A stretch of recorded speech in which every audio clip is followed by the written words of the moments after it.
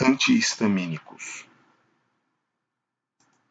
Como a gente viu, a histamina é um mediador que quase sempre está envolvida no início do processo inflamatório e que pode ser liberado por mastócitos ou pelo próprio tecido lesado. Os primeiros medicamentos que a gente pode usar numa tentativa de controle de um processo inflamatório seriam os antihistamínicos. O mecanismo de ação dos antihistamínicos é bem simples. Eles bloqueiam os receptores da histamina. Como a histamina ela tem o seu papel principal durante o início do processo inflamatório, o momento ideal para o uso de um antihistamínico é exatamente nesse momento. Se você usar o antihistamínico de forma precoce, a vasodilatação e aumento na permeabilidade venular causada pela histamina vai ser diminuída. Isso vai levar muito menos plasma para o foco inflamatório. Portanto, vai chegar muito menos substâncias plasmáticas, como as cininas. Isso vai levar a uma ativação menor da ciclooxigenase e da lipoxigenase, o que vai acabar produzindo uma quantidade menor de prostaglandinas e, portanto, uma inflamação menor. Nesse sentido, se você usar o antihistamínico de forma mais precoce possível, é bem possível, é bem provável que o processo inflamatório ou nem ocorra, ou ocorra de uma forma muito minimizada. Não adianta muito você usar um antihistamínico 4, 5, 6 horas depois do estímulo inflamatório inicial. Porque depois que as prostaglandinas já foram formadas, já estão instaladas, a ciclooxigenase já foi ativada, o papel da histamina já é muito baixo. A inflamação ela continua se autoalimentando com a produção de prostaglandina dos prostanoides e a partir já das substâncias plasmáticas que já chegaram ao local. E ele vai continuar chegando ao local porque os próprios prostanoides têm um papel pró-inflamatório.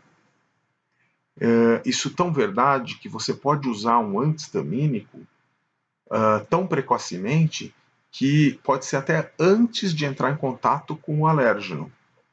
Por exemplo, em alguns casos, quando um paciente tem que tomar alguma medicação e existe um potencial aí de reação alérgica ou anafilática, por exemplo, um paciente que tem que tomar um antibiótico e ele é alérgico àquela classe de antibiótico ou algum antibiótico parecido, claro que, se for possível, a gente usa um outro tipo de medicamento que não vai causar o problema. Mas vamos supor que seja absolutamente necessário usar aquele medicamento. Uma forma de minimizar a reação inflamatória, anafilática, alérgica, é você entrar com corticoide primeiro, que é uma outra aula. Vou entrar com corticoide alguns dias antes, porque ele demora algum tempo para agir. Mas no dia que ele for usar, uma meia hora antes, uma hora antes de usar a medicação com potencial alergênico, ele tomar o antihistamínico. Outro exemplo é quando ele precisa usar um meio de contraste e esse paciente ele também tem alergia.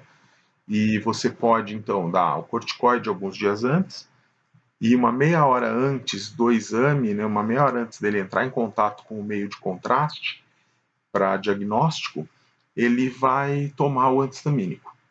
E se tudo der certo, a reação alérgica vai ser muito mais baixa e não vai acontecer uma anafilaxia. É claro que isso não é certeza, sempre existe um risco envolvido, porque a liberação de histamina ainda assim pode ser muito grande e por conta da quantidade de histamina a pessoa pode ter uma reação exacerbada, mas isso minimiza o risco. Um outro exemplo mais cotidiano, se a pessoa tem rinite e ela vai entrar em contato com alérgeno, por exemplo, ela vai na biblioteca e existe um potencial enorme de ela entrar em contato com poeira e ela sabe que toda vez que ela vai na biblioteca ela tem uma crise de rinite. Ela pode usar uma meia hora antes um anti-histamínico e aí ela consegue, né, fazer os estudos dela com um pouco mais de tranquilidade, sabendo que se ela tiver uma reação alérgica, ela vai ser minimizada e em muitos casos nem vai ocorrer, justamente porque quando a histamina for liberada, os receptores histaminérgicos já vão estar ocupados pelo antialérgico, que é um antagonista.